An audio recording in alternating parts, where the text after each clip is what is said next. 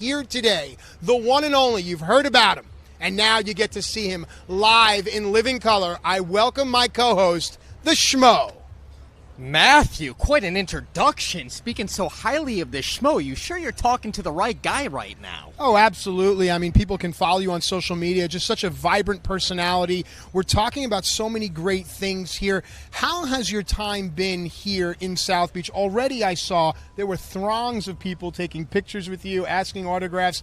How do you feel being on the Fight and Focus?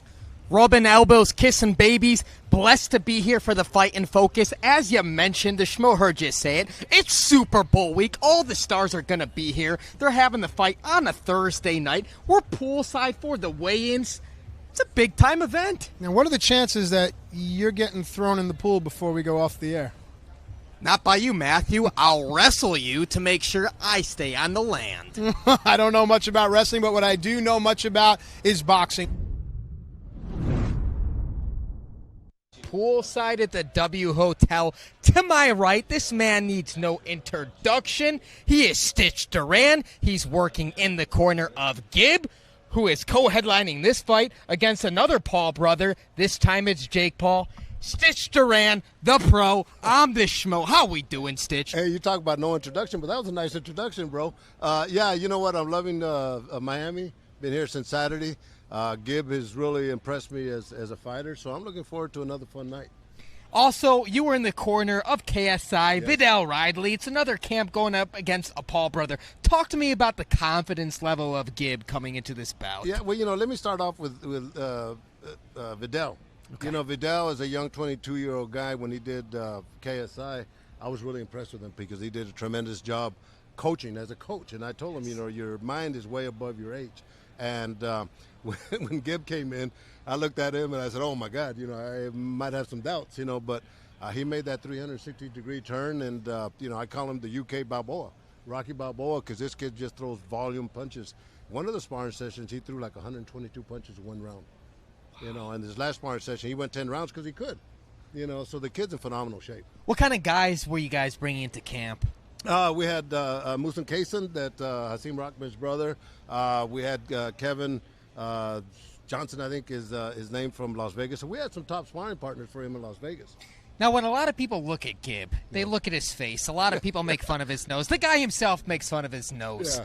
Is there any kind of things that's been said to this guy, taught to this guy technique-wise? Because I can imagine if the Pauls was, an established professional boxer, that'd be a heavy target. Yeah, it's funny because when I first met him, I told you, I had said, oh, my God, I got some doubts. And first thing I looked at is the beak, right? Yeah, the beak. And so we've talked about it, and it's not, his tissue around there is really solid. So I don't really expect him to have any problems with that. But I told him, come fight team. As we're walking over here, fight day, I'm the most important guy that you're going to have in the ring, because my job is to take care of you like you're my son, so I don't think we'll see a problem with that. And you got Jake Paul, his opponent, talking like he's going to fight KSI, he's going to get the eventual loss, maybe overlooking Gib. Does Gib kind of sense that a little bit in this fight? Yeah, of course he does. And the thing about it, it's, he's here to kind of dispel that myth, right? And as I looked at Logan Paul when he fought KSI, KSI came in as a fighter, and Logan Paul more as the entertainer. And I think Jake Paul's doing the same thing. And, with Gib, the first day I wrapped his hands, I told him, I said, you know what? You're not a YouTuber no more. You're a fighter from here on. And everything he did it just, it's funny because I'm with Tyson Fury now, and he says, oh, man, they're going to have a great camp. And I said, your camp is no different than theirs. You're getting trained by first-class people at the championship level, and we're treating you as a champion. Social media is very important to these guys. Everything's on the line, their reputations and everything. How often do you have to stop him from looking at his phone, having to post certain things, or is he kind of all in when he's there at the gym? He hasn't posted at all.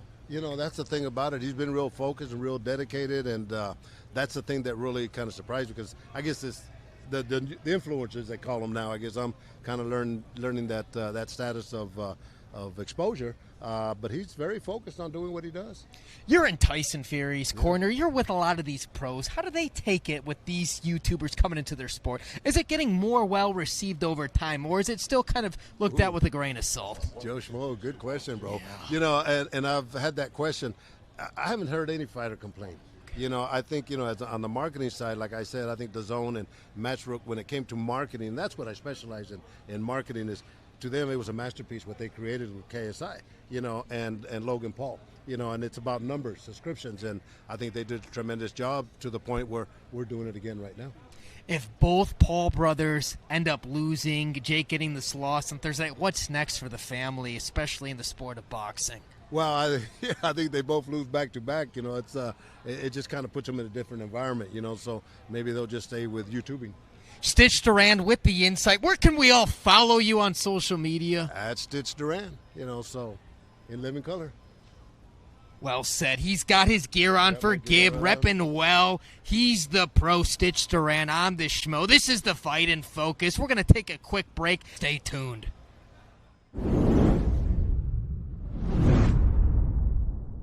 Welcome back to the Fight in Focus, and the hits keep coming. I don't think we can have a bigger, literally and figuratively, guest than the one and only Mr. Eddie Hearn. I thought you were talking about the Schmo. No, we can talk about me. the Schmo, okay, too. I thought you were talking about the Schmo. How you been? Thank you. I'm great.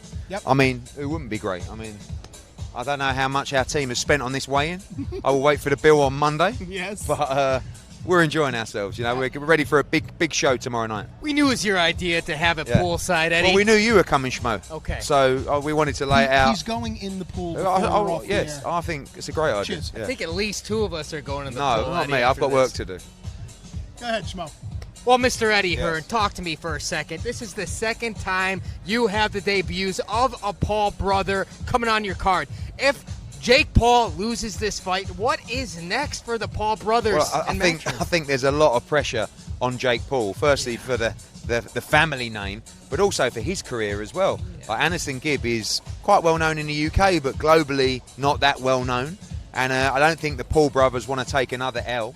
This has just been an amazing experience doing these YouTube fights. We mustn't forget what boxing is all about, which is the 3 World Championship fights on this card on Thursday. It's an incredible card.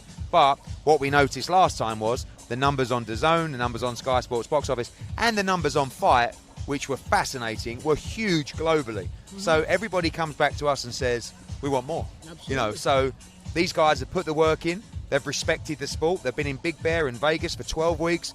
Working like dogs, working like true professionals. They're never going to be Hagler and Hearns, but it's going to be a lot of fun.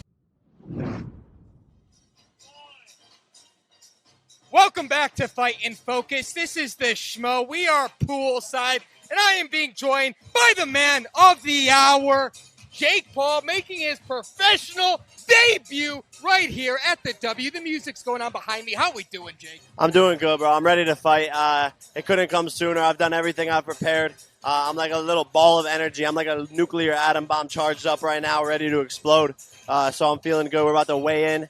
And then tomorrow's showtime, baby. I'm a game time player, so I'm going to put on a show tomorrow. What's your biggest motivation for crossing over into boxing and fighting, Gib?